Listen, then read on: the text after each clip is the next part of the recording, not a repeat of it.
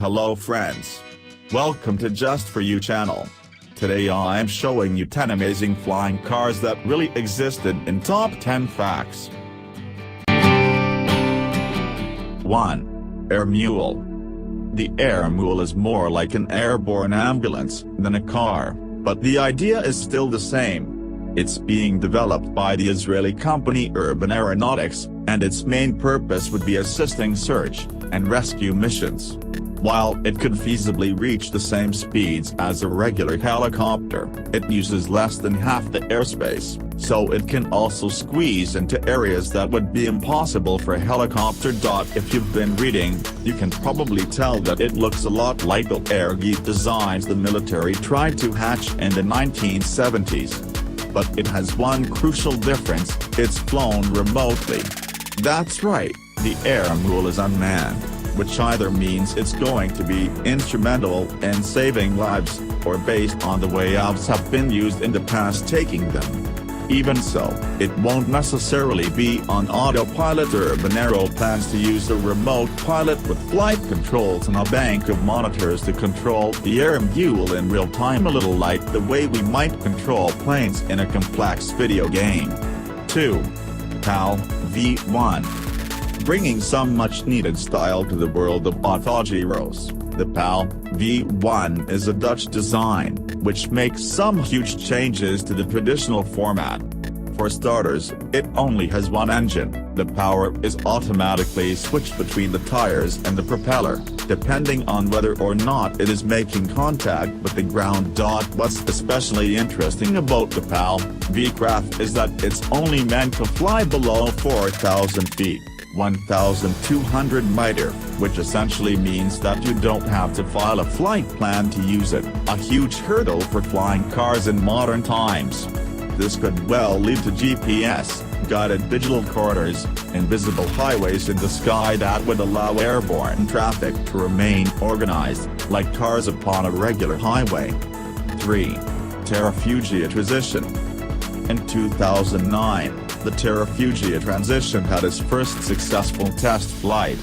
Since then, it's gone through a whirlwind of upgrades and remodels, resulting in several completely new designs and a second successful test flight in 2012. In any case, the Transition finally offers something that at least looks futuristic. It has the aerodynamic shape of a plane, with wings that fold in and then swivel into a vertical position while on the ground. It can reach up to 70 miles per hour, 110 kilometers per hour on the highway, and 115 miles per hour, 185 kilometers per hour in the air. One problem that the company faced in designing the Transition was that it was too heavy to comply with FAA regulations, due to all the extra parts needed to be safe on the road, such as bumpers and airbags, for instance. In 2010, the FAA decided to let the flying car slide through the regulations, which changes its classification and makes it easier to get the appropriate pilot's license. Unfortunately, it still costs more than Lamborghini. 4. Super Skycycle. As we broach the modern era, it's surprising to see how far we still are from developing a practical flying car. Case in point, the Butterfly Super Skycycle, which doesn't look much different to Jeff Dixon's fabled flying auto. Like the 1940s incarnation, the Super Skycycle is technically a road-able gyrocopter, with a single folding propeller and a swiveling tail to steer the craft in flight. The Super Skycycle was built in 2009 and is now, as of 2012, fully legal to drive, provided you have a motorcycle license and a pilot's license. It even folds down to 7 feet (2.1 meters), allowing it to fit into most garages. The gyrocopters are manufactured by Butterfly Aircraft LLC, and sold as kits that you assemble at home. It may not be what most people envision when they think of flying cars. Regardless, they're available to anyone with it. Spare $40,000. 5. Ave Mizar. In 1971, the Advanced Vehicle Engineers Company in California decided to design a flying car that was reminiscent of the Convair car of the 1940s. They took a Ford Pinto, welded a Cessna Skymaster to the top, and essentially called it today. The bizarre hybrid monster that resulted was dubbed the Ave Mizar. The car half of the craft was fairly similar to any normal Ford Pinto on the street. The Pinto's engine brought the plane up to speed for takeoff, at which point the plane's propeller took over. Upon landing, the car's brakes were responsible for slowing it down. Unfortunately, in 1973, just a year before the car was scheduled to begin mass production, the right wing of one prototype crumpled in midair. The car plummeted to the ground, taking any future it might have had with it. 6. Piasecki Jeep. With the DV7 grounded forever, the Army turned to a very different prototype, the Piasecki DV7, Terrafugia.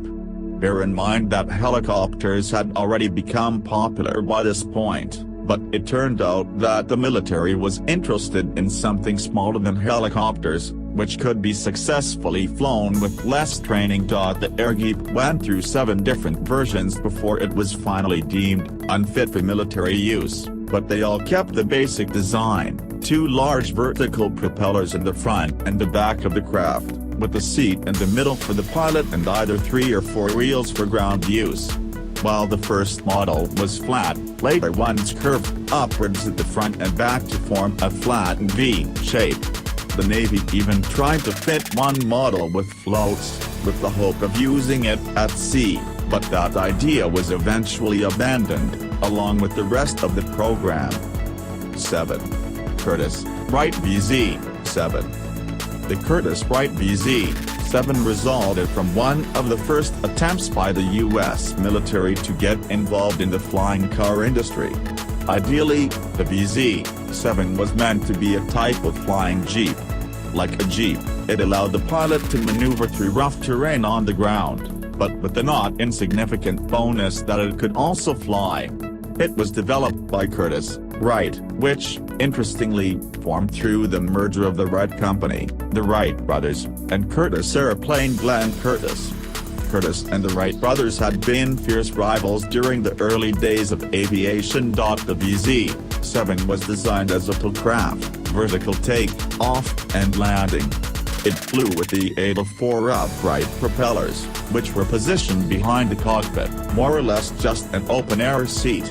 In order to maneuver, the pilot could change the speed of individual propellers, tilting the craft forwards, backwards, or to the side.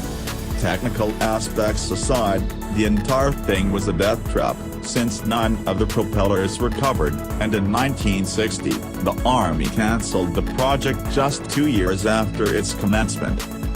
8. Convair Car. The Convair Model 116 flying car took flight for the first time in 1946, and looked like nothing more than a small airplane welded onto a car. And essentially, that's exactly what it was. The wings, tail, and propeller could be detached from the plastic car, allowing it to be driven like a regular vehicle on the road. When it needed to go where no roads could take it, the plane attachment was fitted on. The 116 model only had one prototype, which itself managed a whopping 66 flights. A few years later, designer Ted Hall recreated the machine as the Convair Model 118, bumping the engine from the 130 horsepower model to a 190 horsepower beast that gave it more power in the air. Convair planned to build 160,000 for their first production run, but that never panned out, thanks to a tragedy which saw one of the prototypes crash in California. When the pilot took the car into the air, he had assumed that the fuel tank was full. But the Convair car had 2 fuel gauges, one for the car's engine and one for the plane's, and while the car still had plenty of gas, the plane engine ran dry in mid-air. Such are the dangers of multitasking. 9. Jess Dixon's Flying Auto. This flying car is almost a legend, and besides this photo and a brief mention of the vehicle in a newspaper clipping from Andalusia, Alabama, it might as well have not existed at all. According to the story, the photo above is of Jess Dixon. It was supposedly taken sometime around 1940. Although it's considered a flying car by aviation history buffs, the machine is actually closer to a rotatable helicopter, due to the two overhead blades spinning in opposite directions. In other words, it's a gyrocopter that can also roll. The flying auto was powered by a small 40-horsepower engine, and foot pedals controlled the tail vane on the back, allowing Mr. Dixon to turn in midair. It was also supposed to be able to reach speeds of up to 100 miles per hour, 160 kilometers per hour, and was able to fly forwards, backwards, sideways, and hover. Not bad for a flying car that was never heard from again. 10. Curtiss Auto Plane. The Curtiss Auto Plane is pretty much the first glimpse the world got of a flying car, outside the pages of fiction. In 1917, an aviation engineer named Glenn Curtiss dissected one of his own airplane designs and slapped some of the pieces onto an aluminum Model T. The airplane it was based on was called the Curtiss Model L Trainer, a triplane 3 rows of wings with a 100-horsepower engine which is about as powerful as a decent tractor. Like a car, the front two tires could be turned with the steering wheel inside the cabin, and it was propelled on the ground into the air by a propeller attached to the back. Unfortunately, the limousine of the air never really flew by all accounts. The most it could manage was a series of short hops before it was discontinued at the start of World War I. Hope you liked this video. If you liked this, please thumbs up below, and if you are new viewers, don't forget to subscribe my channel and click notification bell for upcoming video notification in your mailbox. Feel free to comment and share this video.